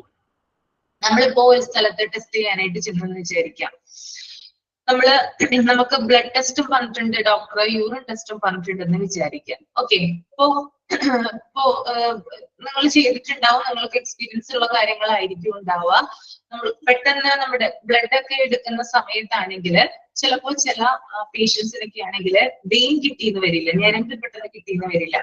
അങ്ങനെയുള്ള പേഷ്യൻസിനൊക്കെ കുത്തുമ്പോഴും, സൂചി കുത്തുമ്പോഴും ആവശ്യത്തിന് ബ്ലഡ് കിട്ടിയെന്ന് വരില്ല ആ സിറഞ്ചിലോട്ട്. ഓക്കെ, അങ്ങനെയുള്ള സമയത്ത് എന്ത് ചെയ്യും അവര്? ആ ഒരു ഇപ്പൊ നിശ്ചിത ക്വാണ്ടിറ്റിയുള്ള, അതായത് നിശ്ചിത വോളിയത്തിലുള്ള ഒരു ബ്ലഡ് ആണ് കിട്ടുന്നതെങ്കിൽ പിന്നീട് ആ ബ്ലഡ് വരുന്നില്ല എങ്കിൽ എന്ത് ചെയ്യും അവര്? അവിടെ ക്ലോസ് ചെയ്തിട്ട് വേറെ സ്ഥലത്ത് നിന്ന് എന്ത് ചെയ്യും? കുത്തി ബ്ലഡ് എടുക്കും, അല്ലെ? അതായത് ലാബിൽ ടെസ്റ്റ് ചെയ്യുന്നതിന് ഒരു നിശ്ചിത ക്വാണ്ടിറ്റി ഉണ്ട്. ഫോർ എക്സാമ്പിൾ ഇപ്പൊ വേറെ പറയുകയാണെങ്കിൽ ഇപ്പൊ യൂറിൻ എടുത്തെന്ന് വിചാരിക്കാം. പ്രോപ്പർ ആയിട്ട് യൂറിന്റെ വോളിയം കിട്ടിയില്ലെങ്കിൽ എന്ത് പറയും അവര്? ലബോറട്ടറിയിലെ സ്റ്റാഫ് എന്ത് പറയും? ഇത്ര പോരാ, അതായത് ഈ ക്വാണ്ടിറ്റി പോരാ, കുറച്ചും കൂടി എന്ത് വേണം? ക്വാണ്ടിറ്റി വേണം എന്ന് പറയല്ലേ ടെസ്റ്റ് ചെയ്യാനായിട്ട്. അപ്പൊ അതനുസരിച്ചിട്ടാണ് എന്ത് ചെയ്യുന്നത്? അവിടെ സാമ്പിള് നമ്മള് കൊടുക്കുന്നത്. അപ്പൊ നിശ്ചിത ക്വാണ്ടിറ്റി അല്ലെങ്കിൽ നിശ്ചിത വോളിയത്തിൽ സാമ്പിൾ നമ്മൾ എടുത്താൽ മാത്രമേ കൃത്യമായിട്ട് ടെസ്റ്റ് ചെയ്ത് അത് റിസൾട്ട് നമുക്ക് കിട്ടുകയുള്ളൂ. ക്ലിയർ ആയോ പറഞ്ഞത്? ക്ലിയർ ആണോ? ക്വാണ്ടിറ്റി, വോളിയം ക്ലിയർ ആയോ? ഓക്കെ, അതുപോലെ തന്നെ ഇപ്പൊ യൂറിന്റെയും അതുപോലെ ബ്ലഡിന്റെയും കാര്യം ഞാൻ പറഞ്ഞു. വേറൊരു രീതിയിൽ പറയുകയാണെങ്കിൽ എന്താ പറയാ, ഇപ്പോ ടിഷ്യൂ സാമ്പിളൊക്കെ നമ്മൾ ടെസ്റ്റ് ചെയ്യാനായിട്ട് കളക്ട് ചെയ്യുമ്പോൾ അതിന്റെ ക്വാളിറ്റി ഉറപ്പുവരുത്തണം. നല്ല ക്വാളിറ്റിയുള്ള ടിഷ്യൂ ആയിരിക്കണം എന്ത് ചെയ്യേണ്ടത്? ചെക്ക് ചെയ്യാനായിട്ട് അല്ലെങ്കിൽ ടെസ്റ്റ് ചെയ്യാനായിട്ട് നമ്മൾ കളക്ട് ചെയ്യേണ്ടത്. അങ്ങനെ എടുത്തില്ലെങ്കിൽ എന്ത് പറ്റും? ടെസ്റ്റ് റിസൾട്ടുകൾ പ്രോപ്പർ ആവണമെന്നില്ല. ഓക്കെ, അപ്പൊ ഇത്തരം കാര്യങ്ങളൊക്കെ എന്താണ്? ഇപ്പോ ഒരു നിശ്ചിത ക്വാണ്ടിറ്റി അല്ലെങ്കിൽ വോളിയത്തിലുള്ള ബ്ലഡ് സാമ്പിൾ നമുക്ക് കിട്ടില്ല എന്ന് വിചാരിക്കാം. ഓക്കെ, ചിലപ്പോൾ ആ ടെസ്റ്റിന്റെ കാര്യം, ആ ഒരു ടെസ്റ്റ് എന്ന് പറയുന്നത് റിജക്ഷനിലേക്ക് വരാം, റിജക്റ്റ് ആയി പോകാനായിട്ട് സാധ്യതയുണ്ട് ക്വാണ്ടിറ്റി ഇല്ലാത്തത് കൊണ്ട്. ഓക്കെ, അങ്ങനെയും ചില കേസുകളിൽ അക്സെപ്റ്റൻസ്, അതായത് എല്ലാ കേസുകളിലും അക്സെപ്റ്റൻസ് ആണ് വരുന്നത്. ഇനി ചില കേസുകളിൽ ക്വാണ്ടിറ്റി ഇല്ലാത്തത് കൊണ്ട് എന്ത് വരാറുണ്ട്? റിജക്ഷൻ വന്നു പോകാറുണ്ട്. Okay, then next one, a record should be kept for acceptance rejection with the reasons and actions specified of all the sample received in the laboratory as per the criteria defined earlier. ഇനി acceptance വരുന്ന കേസുകളിലാണെങ്കിലും rejection വരുന്ന കേസുകളിലാണെങ്കിലും എന്ത് ചെയ്യണം? ആ കാര്യങ്ങൾ കൃത്യമായിട്ട് reason, എന്ത് കാരണം കൊണ്ടാണ് ടെസ്റ്റ് റിസൾട്ടുകൾ റിജക്റ്റ് ആയെന്നുള്ള കാര്യങ്ങളൊക്കെ കൃത്യമായിട്ട് റെക്കോർഡ് ചെയ്ത് വെക്കണം. ചിലപ്പോൾ ക്വാണ്ടിറ്റിയിലുള്ള കുറവായിരിക്കാം, അല്ലെങ്കിൽ ക്വാളിറ്റിയിലുള്ള കുറവായിരിക്കാം. എന്ത് കാരണങ്ങൾ കൊണ്ടായാലും ടെസ്റ്റുകൾ റിജക്ട് ചെയ്തിട്ടുണ്ടെങ്കിൽ അതിന്റെ കാരണം കൃത്യമായിട്ട് രേഖപ്പെടുത്തിയിരിക്കണം എന്നിവിടെ പ്രത്യേകം പറയുന്നുണ്ട്. Okay, then next one, if laboratory rejects any sample, it should be informed the patient, doctor and need for recollection. ഇനി എന്തെങ്കിലും കാരണവശാൽ റിജക്ഷൻ, അതായത് ടെസ്റ്റുകൾക്ക് സാമ്പിളുകളൊക്കെ കളക്ട് ചെയ്തതിനു ശേഷം അതിന് റിജക്ഷൻ വരുവാണെങ്കിൽ ഉടനെ തന്നെ അത് ആ ഒരു പേഷ്യന്റിനെ, ആരുടെ സാമ്പിൾ ആണോ ആ ഒരു പേഷ്യന്റിനെ അറിയിക്കുക. ദെൻ ആ റെഫർ ചെയ്ത ഡോക്ടറെയും കൂടി എന്ത് ചെയ്യാം, അറിയിക്കാനായിട്ട് ശ്രമിക്കണം എന്നാണ് പറയുന്നത്. ഓക്കെ, ടെസ്റ്റ് ചെയ്യാൻ പറ്റിയില്ല, ടെസ്റ്റ് റിജക്ഷൻ വരുവാണെങ്കിൽ ഉടനെ തന്നെ പേഷ്യന്റിനെ അറിയിക്കണം. ദെൻ റെഫർ ചെയ്തിരിക്കുന്ന ഡോക്ടറെയും കൂടി അറിയിക്കേണ്ടതുണ്ട്. ഇനി ഈ റിജക്ഷൻ വരുമ്പോൾ ഓൾവേസ് അല്ലെങ്കിൽ എന്താ പറയാ, സ്വാഭാവികമായിട്ടും ഒന്നും കൂടി സാമ്പിൾ എന്ത് ചെയ്യേണ്ടി വരും, റീകളക്ട് ചെയ്യേണ്ടതായിട്ട് വരും അല്ലെ. ഇപ്പൊ ബ്ലഡോ യൂറിനോ എന്തോ ആയിക്കോട്ടെ, റിജക്ഷൻ വന്നു കഴിഞ്ഞാൽ ഒന്നും കൂടി എന്ത് ചെയ്യേണ്ടി വരും, ഈ പേഷ്യന്റെ കയ്യിൽ നിന്ന് സാമ്പിൾ കളക്ട് ചെയ്യേണ്ടി വരും. അപ്പോ ആ കാര്യം കൂടി, റീകളക്ഷന് വേണ്ടിയിട്ടുള്ള കാര്യം കൂടി ആരെ അറിയിച്ചിരിക്കണം, പേഷ്യന്റിനെയും അതുപോലെ തന്നെ ഡോക്ടറെയും അറിയിച്ചിരിക്കണം എന്നാണ് പറയുന്നത്. ഓക്കെ, ഈ 3 കാര്യങ്ങളാണ് സാമ്പിൾ അക്സെപ്റ്റൻസ് റിജക്ഷനിൽ വരുന്നത് കേട്ടോ. ഇത് നമുക്ക് 4-ാമത്തേത് നോക്കാം. 4-ാമത്തേത് ലബോറട്ടറി റെക്കോർഡാണ്. എനിക്ക് ഫസ്റ്റ് വൺ കൊടുത്തിരിക്കുന്നത് all the released laboratory reports should be stored as per the national regulator needs. അതായത് ലബോറട്ടറി റെക്കോർഡ് എന്ന് പറഞ്ഞാൽ അറിയാലോ നിങ്ങൾക്ക്, അതായത് ലബോറട്ടറിയിൽ സൂക്ഷിച്ചിരിക്കേണ്ട റെക്കോർഡുകളാണ് ഉദ്ദേശിക്കുന്നത് കേട്ടോ. അപ്പോ എല്ലാ റിപ്പോർട്ടുകളുടെ, അതായത് ഒരു ലാബില് ടെസ്റ്റ് ചെയ്യുന്ന എല്ലാത്തരം ടെസ്റ്റുകളുടെയും റിപ്പോർട്ടിന്റെ കോപ്പികളൊക്കെ എവിടെ സൂക്ഷിച്ചിട്ടുണ്ടാകണം, ലബോറട്ടറിയില് സൂക്ഷിച്ചു വെച്ചിട്ടുണ്ടായിരിക്കണം. ഇത് നാഷണൽ റെഗുലേറ്റർ നീഡ്സിന്റെ അടിസ്ഥാനത്തിലാണ് എന്ത് ചെയ്യേണ്ടത്, ഈ റിപ്പോർട്ടുകൾ സൂക്ഷിച്ചു വെച്ചിരിക്കേണ്ടത്. ഞാൻ പറഞ്ഞു, കഴിഞ്ഞ ക്ലാസ്സിലൊക്കെ പറഞ്ഞായിരുന്നു, ഒരു ലബോറട്ടറികൾക്ക് പ്രവർത്തിക്കാനായിട്ട് ഒരു ഹയർ ആയിട്ടുള്ള ഒരു അതോറിറ്റി ഉണ്ട്. അവരുടെ മാനദണ്ഡ പ്രകാരമാണ് ഓരോ ലബോറട്ടറികളും പ്രവർത്തിക്കുന്നത്. അപ്പൊ ഏത് ലബോറട്ടറിയിൽ എന്ത് ടെസ്റ്റുകളാണോ ചെയ്യുന്നത് അതിന്റെ റിസൾട്ടുകൾ നമ്മൾ പേഷ്യൻസിന് കൊടുക്കുമല്ലോ. പക്ഷെ അങ്ങനെ കൊടുക്കുമ്പോൾ അതിന്റെ കോപ്പി ഒരെണ്ണം അവിടെ സൂക്ഷിച്ചിട്ടുണ്ടായിരിക്കണം, ലബോറട്ടറിയില് സൂക്ഷിച്ച് വെച്ചിട്ടുണ്ടായിരിക്കണം. ഓക്കെ, രണ്ടാമത്തെ point, the records can be kept as physical copies as instrument printouts, photocopies or electronically LIS, HIS. Okay, അതായത് ഇങ്ങനെ സൂക്ഷിച്ചു വെക്കുന്ന റെക്കോർഡുകൾ എന്ന് പറയുന്നത് കോപ്പികളായി, അതായത് എന്താ പറയാ, ഫിസിക്കൽ കോപ്പീസ് ആയിട്ട്. ഫിസിക്കൽ കോപ്പീസ് എന്ന് പറയുമ്പോൾ എന്താണ്, ഇൻസ്ട്രുമെന്റ് പ്രിന്റ് ഔട്ട്സ്. ഓക്കെ, അതായത് പ്രിന്റ് ഔട്ടുകളായിട്ട് എന്ത് ചെയ്തിരിക്കണം, സൂക്ഷിച്ച് വെച്ചിട്ടുണ്ടായിരിക്കണം. അല്ലെങ്കിൽ ഇലക്ട്രോണിക് ഡിവൈസിൽ കോപ്പി ചെയ്ത് വെച്ചിട്ടുണ്ടായിരിക്കണം. ഓക്കെ, ഇലക്ട്രോണിക് ഡിവൈസിൽ ഒന്നുകിൽ നമുക്ക് ഫിസിക്കലായിട്ട് നമുക്ക് ടച്ച് ചെയ്യാൻ തരത്തിൽ എന്ത് ചെയ്യണം, പ്രിന്റ് ഔട്ടുകളായിട്ട് സൂക്ഷിച്ചു വെക്കണം. അല്ലെങ്കിൽ എന്താണ്, സോഫ്റ്റ്വെയർ അല്ലെങ്കിൽ എന്താ പറയുക, ഇലക്ട്രോണിക് ഡിവൈസുകളിൽ ഇത് കോപ്പി ചെയ്ത് സൂക്ഷിച്ച് വെച്ചിട്ടുണ്ടായിരിക്കണം. ഇപ്പൊ ബ്രാക്കറ്റിൽ കൊടുത്തിട്ടുണ്ട് LIS എന്നും കൊടുത്തിട്ടുണ്ട്, HIS എന്നും കൊടുത്തിട്ടുണ്ട്. ഇപ്പൊ LISന്റെ ഫുൾ ഫോം ഒന്ന് എഴുതിയെടുത്തോളൂ. ഇവിടെ താഴെ കൊടുത്തിട്ടുണ്ട്, എന്നാലും ഞാൻ പറഞ്ഞതാണ് നിങ്ങളോട്. LIS എന്ന് പറഞ്ഞാല് ലബോറട്ടറി ഇൻഫോർമേഷൻ സിസ്റ്റം അല്ലെങ്കിൽ ലബോറട്ടറി ഇൻഫോർമേഷൻ മാനേജ്മെന്റ് സിസ്റ്റം എന്നാണ് ഉദ്ദേശിക്കുന്നത് കേട്ടോ.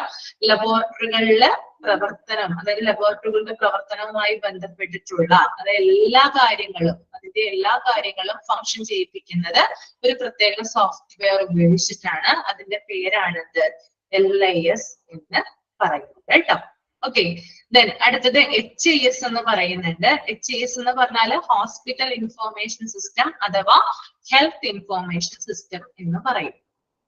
ഓക്കെ, ഈ 2 കാര്യങ്ങളുടെയും ഫുൾ ഫോം എഴുതി വെക്കുക.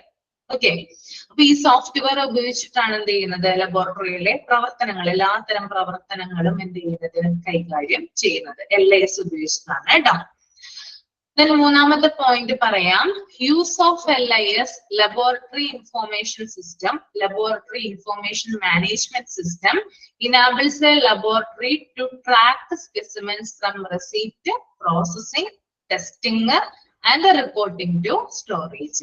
ഓക്കെ, അതായത് LISന്റെ ഉപയോഗം എങ്ങനെയാണ് ലബോറട്ടറികളിൽ, ഒരു സാമ്പിൾ ഒരു പേഷ്യന്റിന്റെ കയ്യിൽ നിന്ന് കളക്ട് ചെയ്യുന്നത് മുതൽ അതിന്റെ എല്ലാ പ്രോസസ്സിങ്ങും ചെയ്യുന്നത് LIS എന്ന് പറയുന്ന സോഫ്റ്റ്വെയർ ഉപയോഗിച്ചിട്ടാണ്. ഓക്കെ, ഒരു സാമ്പിള് ഒരു പേഷ്യന്റില് കളക്ട് ചെയ്യുന്നത് മുതൽ അദ്ദേഹത്തിന്റെ ടെസ്റ്റ് റിസൾട്ട് കൊടുക്കുന്നത് വരെയുള്ള എല്ലാ പ്രോസസ്സിങ്ങും ഏത് സോഫ്റ്റ്വെയർ ഉപയോഗിച്ചിട്ടാണ് ചെയ്യുന്നത്, LIS എന്ന് പറയുന്ന സോഫ്റ്റ്വെയർ ഉപയോഗിച്ചിട്ടാണ് ചെയ്യുന്നത് കേട്ടോ. ഓക്കെ, അത് അറിഞ്ഞിരിക്കുക. ഓക്കെ, അപ്പോ ലബോറട്ടറി റെക്കോർഡുമായി ബന്ധപ്പെട്ടിട്ട് ഇത്രയും കാര്യങ്ങളുമാണ് ഇവിടെ പറയാനുള്ളത്, ഇതിനകത്ത് പറയാനുള്ളത് കേട്ടോ. ഓക്കെ, ക്ലിയർ ആയോ? ഫുൾ ഫോം ഒക്കെ എഴുതിയോ? ക്ലിയർ ആണോ?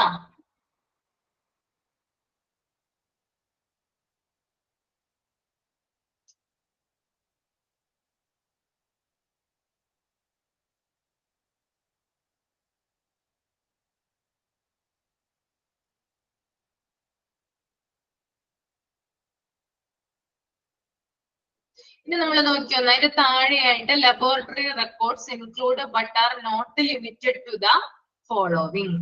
അതായത് ലബോറട്ടറി റെക്കോർഡ്സ് താഴെ പറയുന്നുണ്ട്. ലബോറട്ടറികളിൽ സൂക്ഷിക്കേണ്ട ചില റെക്കോർഡ്സുകളും കാര്യങ്ങളും താഴെ പറയുന്നുണ്ട്. പക്ഷെ ഈ പറയുന്ന കാര്യങ്ങൾ മാത്രമല്ല, ഇതിനപ്പുറം കാര്യങ്ങൾ അവിടെ സൂക്ഷിക്കുന്നുണ്ട്, ലബോറട്ടറികളിൽ സൂക്ഷിക്കുന്നുണ്ട്. പക്ഷെ നമുക്ക് പഠിക്കാനുള്ള കാര്യങ്ങൾ എന്ന് പറയുന്നത് ഈ ഒരു പ്രിന്റ് ഔട്ടിൽ കൊടുത്തിരിക്കുന്നതാണ് കേട്ടോ. അപ്പൊ നമുക്ക് ജസ്റ്റ് ഒന്ന് നോക്കാം, ജസ്റ്റ് ഒന്ന് വായിച്ചു പോകാൻ മാത്രമുള്ളൂ കേട്ടോ. ഒന്ന് മനസ്സിലാക്കി വെക്കാം. ഓക്കെ, ലബോറട്ടറികളിൽ സൂക്ഷിച്ചിരിക്കേണ്ട റെക്കോർഡ്സുകൾ എന്തൊക്കെയാണെന്ന് നോക്കാം. ഫസ്റ്റ് വൺ എന്ന് പറയുന്നത് റിക്വസ്റ്റ് ഫോം ആണ്. ഓക്കെ, റിക്വസ്റ്റ് ഫോം എന്ന് പറഞ്ഞാൽ ഞാൻ നേരത്തെ പറഞ്ഞിരുന്നു. എന്തായിരുന്നു റിക്വസ്റ്റ് ഫോം? ആരാണ് റിക്വസ്റ്റ് ഫോം തരുന്നേ? ഒന്ന് കമന്റ് ചെയ്തേ. ആരാണ് റിക്വസ്റ്റ് ഫോം തരുന്നേ? കമന്റ് ചെയ്തേ. റിക്വസ്റ്റ് ഫോമുകൾ ആരാ? ഡോക്ടർ അല്ലേ? ഡോക്ടറുടെ റിക്വസ്റ്റ് ഫോമുകൾ അല്ലെ? അത് എവിടെ ഉണ്ടായിരിക്കണം? ലബോറട്ടറികളിൽ സൂക്ഷിച്ചു വെച്ചിട്ടുണ്ടായിരിക്കണം. രണ്ടാമത്തത് result and copies of reports. Okay, അതായത് രോഗികളുടെ അവര് ടെസ്റ്റ് ചെയ്തിട്ടുള്ള റിസൾട്ടുകളുടെ കോപ്പീസുകളും അതുമായി ബന്ധപ്പെട്ടിട്ടുള്ള റിപ്പോർട്ടുകളും ഈ ഒരു ലബോറട്ടറിയില് കീപ്പ് ചെയ്തിട്ടുണ്ടാവണം. മൂന്നാമത്തത് ഇൻസ്ട്രുമെന്റ് പ്രിന്റ് ഔട്ട്സ്. ഞാൻ പറഞ്ഞാൽ ഒന്നില്ലെങ്കിൽ എന്താണ് പ്രിന്റ് ഔട്ട്സുകളായിട്ട് എന്ത് ചെയ്യാം, നമുക്ക് സൂക്ഷിച്ചു വെക്കാം. അല്ലെങ്കിൽ ഇലക്ട്രോണിക് ഡിവൈസിൽ എന്ത് ചെയ്യാം, അത് കോപ്പി ചെയ്ത് സൂക്ഷിച്ച് വെക്കാവുന്നതാണ്. Laboratory work book and worksheet. ഒരു ലബോറട്ടറിയുടെ ദൈനംദിന പ്രവർത്തനങ്ങള് അതിന്റെ കാര്യങ്ങളൊക്കെ ഡോക്യുമെന്റ് രേഖപ്പെടുത്തി വെക്കുന്ന ബുക്കാണത് ലബോറട്ടറി വർക്ക് ബുക്ക് എന്ന് പറയുന്നത് കേട്ടോ. എത്ര പേഷ്യൻസ് അവിടെ വന്നു, അവർ ചെയ്ത ടെസ്റ്റുകളും കാര്യങ്ങളും ആ ലബോറട്ടറിയുടെ എല്ലാത്തരം പ്രവർത്തനങ്ങളും രേഖപ്പെടുത്തി വെക്കുന്നത് ലബോറട്ടറി വർക്ക് ബുക്കിലായിട്ടാണ്. ഓക്കെ, വർക്ക് ഷീറ്റുകളും ഇതിന്റെ കൂടെ ഉണ്ടാവും. Next one laboratory registers. പലതരം രജിസ്റ്റേഴ്സ് നമുക്ക് ലബോറട്ടറിയിൽ കാണാനായിട്ട് സാധിക്കും. സ്റ്റാഫുകളുടെ രജിസ്റ്റർ കാണാൻ സാധിക്കും, അതുപോലെ തന്നെ എക്യുപ്മെന്റ്സിന്റെ രജിസ്റ്ററും മറ്റും കാണാനായിട്ട് സാധിക്കും. അതുപോലെ എന്താ പറയാ, സപ്ലൈയുമായി ബന്ധപ്പെട്ട രജിസ്റ്റർ, അങ്ങനെയുള്ള എല്ലാ തരം രജിസ്റ്ററും ലബോറട്ടറിയിൽ സൂക്ഷിച്ചു വെച്ചിട്ടുണ്ടാകും. Okay, calibration records and calculation factors. Calibration എന്ന് പറഞ്ഞാൽ എന്താണ്? കൃത്യത അല്ലെ? കൃത്യത എന്ന് ഞാൻ നേരത്തെ പറഞ്ഞായിരുന്നു. അതായത് എക്യുപ്മെന്റുകളുമായി ബന്ധപ്പെട്ടിട്ട് അതിന്റെ കൃത്യത അത് മെഷർ ചെയ്യാനും അത് കാൽക്കുലേറ്റ് ചെയ്ത് നോക്കിയിട്ട് ഏതൊക്കെ ഉപകരണങ്ങൾക്കാണ് ഡാമേജ് വന്നിട്ടുള്ളത്, അല്ലെങ്കിൽ ഏതൊക്കെ ഉപകരണങ്ങളാണ് കറക്റ്റ് ആയിട്ട് പ്രവർത്തിക്കുന്നത്, അത് അങ്ങനെ നോക്കുന്ന അല്ലെങ്കിൽ അതിനെ രേഖപ്പെടുത്തി വെച്ചിരിക്കുന്ന റെക്കോർഡുകളാണ് എന്ത് പറയുന്നത്? കാലിബറേഷൻ റെക്കോർഡ്സ് ആൻഡ് കാൽക്കുലേഷൻ ഫാക്ടേഴ്സിൽ വരുന്നത്. Okay, next one QC records എന്നാണ് പറയുന്നത് കേട്ടോ. ഇവിടെ ക്വാളിറ്റി മാനുവൽ എന്നാണ് കൊടുത്തിരിക്കുന്നത്, പക്ഷെ ക്വാളിറ്റി കൺട്രോൾ ആണ് കേട്ടോ വരിക. ആ ക്വാളിറ്റി മാനുവൽ എന്നുള്ളത് തെറ്റാണ്, അവിടെ ഒന്ന് തിരുത്തി എഴുതാം കേട്ടോ. ക്വാളിറ്റി കൺട്രോൾ ആണ് വരിക. അതായത് ഒരു ലബോറട്ടറി പ്രവർത്തിക്കാൻ ആവശ്യമായിട്ടുള്ള മാനദണ്ഡങ്ങൾ ഉണ്ട് അല്ലെ? അതായത് ഇന്ന ക്വാളിറ്റി ഉറപ്പുവരുത്തണമെന്നുള്ള കാര്യങ്ങളൊക്കെ ഉണ്ട്.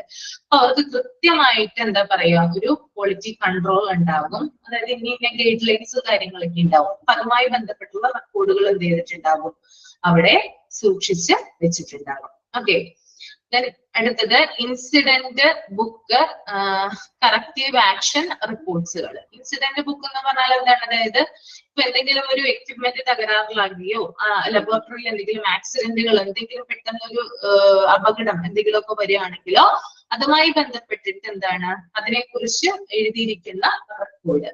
ഓക്കെ, അതുപോലെ തന്നെ അതിന് വേണ്ടിയിട്ട് സ്വീകരിച്ചിട്ടുള്ള നടപടിക്രമങ്ങൾ ഉണ്ടാവും. പെട്ടെന്ന് ഇപ്പൊ ഒരു ലാബ് ആക്സിഡന്റ് ഉണ്ടായെന്ന് വിചാരിക്കാം, പെട്ടെന്ന് എന്തായിരിക്കും അവര് ചെയ്തിട്ടുണ്ടാവുക?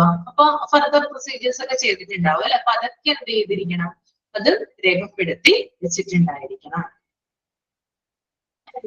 അടുത്തത് stock cards and supply records. Okay, അതായത് എക്യുപ്മെന്റുകൾ എത്ര സ്റ്റോക്ക് വരുന്നുണ്ട്, എത്രയാണ് സ്റ്റോക്ക് ഇരിക്കുന്നത്, എത്ര എണ്ണത്തിന്റെ സ്റ്റോക്ക് ആണ് തീർന്നിട്ടുള്ളത്, എത്ര എണ്ണമാണ് എന്താ പറയാ ഇമ്പോർട്ട് ചെയ്തിട്ടുള്ളത്, പിന്നെ ചില ലബോറട്ടറികളാണെങ്കിൽ ചില സ്ഥലത്തേക്ക് എക്സ്പോർട്ട് ചെയ്യുന്നുണ്ടാവും ചില എക്യുപ്മെന്റ്സും മറ്റു കാര്യങ്ങളൊക്കെ ആവശ്യമുള്ള സ്ഥലത്തേക്കൊക്കെ. അപ്പൊ അതുമായി ബന്ധപ്പെട്ടിട്ടുള്ള റെക്കോർഡുകൾ. Then personal records, staff training, competency records and health records. അതുപോലെ തന്നെ അവിടെ ജോലി എടുക്കുന്ന സ്റ്റാഫുകളുടെ ട്രെയിനിങ്ങുമായി ബന്ധപ്പെട്ടുള്ള റെക്കോർഡ്, അവരുടെ എന്താ പറയാ ടോട്ടലായിട്ട് അവരുടെ എല്ലാ കാര്യങ്ങളും അടങ്ങിയിട്ടുള്ള റെക്കോർഡുകളും മറ്റും ലബോറട്ടറിയിൽ സൂക്ഷിച്ചു വെച്ചിട്ടുണ്ടായിരിക്കും. Then complaints and their resolution. ഇനി പേഷ്യൻസിനോ അല്ലെങ്കിൽ അവിടെ ജോലി ചെയ്യുന്ന സ്റ്റാഫുകൾക്കോ എന്തെങ്കിലും കംപ്ലൈന്റുകളും മറ്റുണ്ടെങ്കിൽ അതും എന്ത് ചെയ്തിട്ടുണ്ടാകും, രേഖപ്പെടുത്തി ഒരു റെക്കോർഡില് സൂക്ഷിച്ചു വെച്ചിട്ടുണ്ടാകും. ഓക്കെ. ദെൻ അടുത്തത് ഇൻവെന്ററി എന്നാണ് പറയുന്നത് കേട്ടോ. ഇൻവെന്ററി എന്ന് പറഞ്ഞാൽ ഇവിടെ ബ്രാക്കറ്റിൽ കൊടുത്തിട്ടുണ്ട് അസെറ്റ്സ്. ഇൻവെന്ററി എന്ന് പറഞ്ഞാൽ അസെറ്റ്സ് എന്ന് പറയുന്നുണ്ട്, അതായത് സമ്പാദ്യങ്ങള്. ഒരു ലബോറട്ടറിയെ സംബന്ധിച്ച് അവരുടെ സമ്പാദ്യം എന്ന് പറയുന്നത് അവിടെയുള്ള എക്യുപ്മെന്റ്സുകളാണ് അല്ലെ. അവിടെയുള്ള എക്യുപ്മെന്റ്സുകളാണ് എന്ത് പറയാ, ഇവിടെയുള്ള സമ്പാദ്യങ്ങൾ എന്ന് പറയാ അല്ലെ. ഇപ്പൊ ഒരു ലബോറട്ടറിയിൽ എത്ര എക്യുപ്മെന്റ്സ് ഉണ്ട്, എത്ര എണ്ണമാണ് അവിടെ അത് വർക്ക് ചെയ്യുന്നത്, എത്ര എണ്ണമാണ് പ്രോപ്പർ ആയിട്ട് ഒരു ദിവസം ഫങ്ഷനിങ് ചെയ്യുന്ന എക്യുപ്മെന്റ്സ് എന്തൊക്കെയാണ്, അതിനെ കുറിച്ചുള്ള വിവരങ്ങൾ. സേഫ്റ്റി മാനുവൽ എന്ന് പറഞ്ഞാൽ എന്താണ്, അതായത് സുരക്ഷാ മാനദണ്ഡങ്ങൾ. ഒരു ലബോറട്ടറി പ്രവർത്തിക്കണമെങ്കിൽ കാര്യമായിട്ടുള്ള സേഫ്റ്റി മാനുവൽ വേണം അല്ലെ.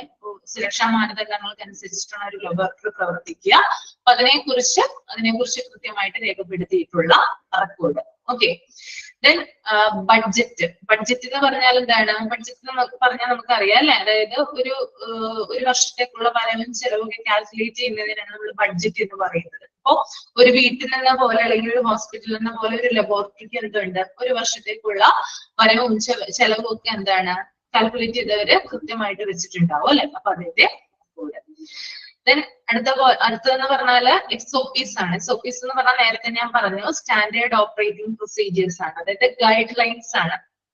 എങ്ങനെയാണ് ഒരു ലബോറട്ടറി പ്രവർത്തിക്കേണ്ടത്, അതിന്റെ ഫങ്ഷനിങ് എങ്ങനെയാണ് വരുന്നത്, രാവിലെ ഇപ്പൊ സമയവും കാര്യങ്ങളും, വർക്കിങ്ങിന്റെ സമയം കാര്യങ്ങളും, അതുപോലെ തന്നെ ക്ലോസിങ്, അങ്ങനെയുള്ള കാര്യങ്ങളൊക്കെ ഇതിലാണ് വരുന്നത്, SOPs-ലാണ് വരിക. ഓക്കെ. ലാസ്റ്റ് വൺ എന്ന് പറയുന്നത് work load and surveillance reports. Okay. അതായത് ആ ജോലി ചെയ്യുന്ന സ്റ്റാഫുകളുടെ ടൈമിങ്ങും കാര്യങ്ങളും, അവരുടെ എന്താ പറയാ, ഇപ്പൊ കൂടുതലായിട്ട് ചിലവരൊക്കെ എന്താണ്, ഇപ്പൊ എന്താ പറയാ, രാവിലെ 7 മണി തൊട്ട് വൈകുന്നേരം 7 മണി വരെയാണ് ജോലിയെങ്കിൽ അങ്ങനെയൊക്കെ തന്നെ ഡിവൈഡ് ചെയ്ത് കൊടുത്തിട്ടുണ്ടാവുമല്ലോ. ഇന്ന ആളുകൾക്ക് ഇന്ന ഷിഫ്റ്റ്, അങ്ങനെയുള്ള കാര്യങ്ങളൊക്കെ ഡിവൈഡ് ചെയ്ത് കൊടുത്തിട്ടുണ്ടാകും. അപ്പൊ അതിനെ കുറിച്ച് പറയുന്നതാണ് ഇത് work load and surveillance reports എന്ന് പറയുന്നത്. ഓക്കെ. ഇത്രയും കാര്യങ്ങളാണ്. ജസ്റ്റ് ഒന്ന് വായിച്ചു മാത്രം വെച്ചാൽ മതി, കൂടുതൽ ഡീപ്പായിട്ട് പോകണമെന്നില്ല. ഇതിനകത്ത് പ്രധാനമായിട്ട് നിങ്ങൾക്ക് എക്സാമിന് വരിക ലബോറട്ടറി റെക്കോർഡ്സിൽ ഉൾപ്പെടുന്നത് ഏത്, ഉൾപ്പെടാത്തത് ഏത് കേട്ടോ.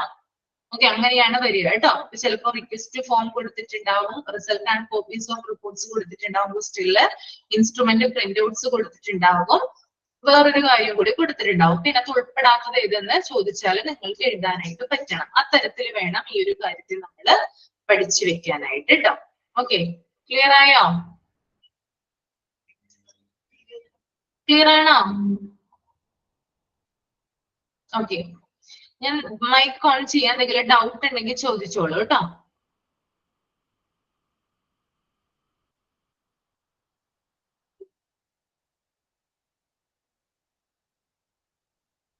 ലബോറട്ടറി റെക്കോർഡ്സ് ജസ്റ്റ് വായിച്ചു മാത്രം പോയാൽ മതി. എന്തൊക്കെ ഫോമുകൾ, എന്തൊക്കെ റെക്കോർഡ്സുകളാണ് അവിടെ സൂക്ഷിക്കുന്നതെന്ന് മാത്രം വായിച്ചു പോയാൽ മതി കേട്ടോ. പിന്നെ ഫുൾ ഫോമുകൾ പഠിച്ചിരിക്കുക. LIS എന്താണ്, HIS എന്താണെന്ന് പഠിച്ചിരിക്കുക.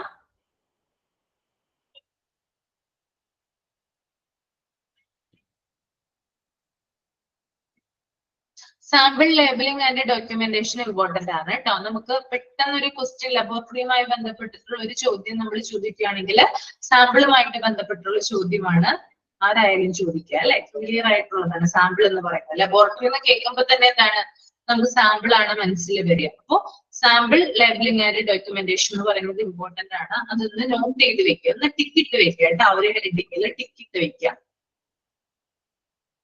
ഇതൊക്കെ എന്താണ്, ജസ്റ്റ് ഒന്ന് വായിച്ചു നോക്കുക, എന്താണെന്ന് അറിഞ്ഞിരുന്നാൽ മതി. ആരാണ് റിക്വസ്റ്റ് ഫോം കൊടുക്കുന്നത്, എന്തിനു വേണ്ടിയിട്ടാണ്, എന്തൊക്കെ കാര്യങ്ങളാണ് സാമ്പിൾ കളക്ട് ചെയ്യുമ്പോൾ ലബോറട്ടറി നമ്മുടെ കയ്യിൽ നിന്ന് വാങ്ങിക്കുന്നത്, അങ്ങനെയുള്ള കാര്യങ്ങളൊക്കെ കേട്ടോ.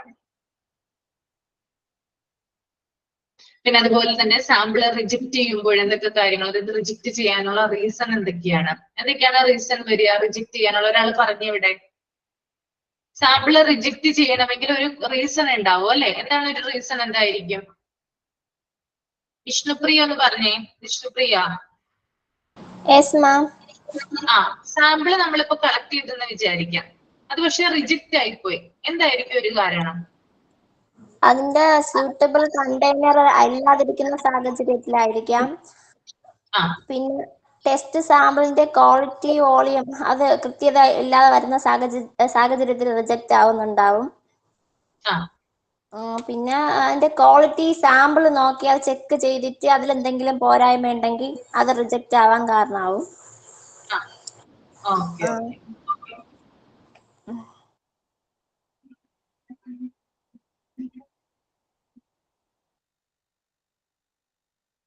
Then sample labeling and documentation മായി ബന്ധപ്പെട്ട് എന്താ പറയാനുള്ളേ? ആരാ പറയാം? റോഷ്നി പറയാമോ? റോഷ്നി.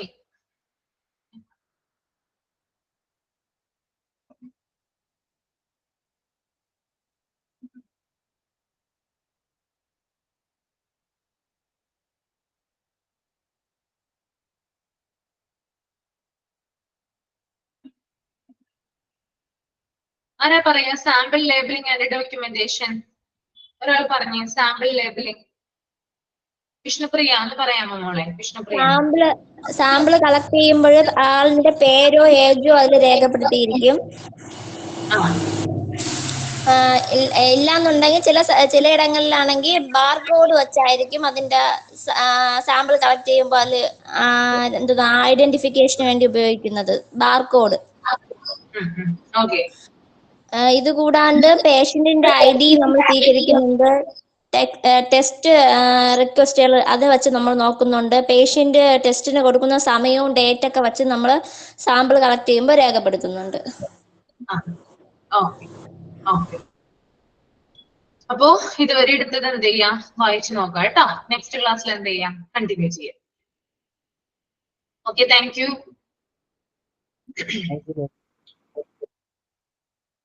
Thank you miss.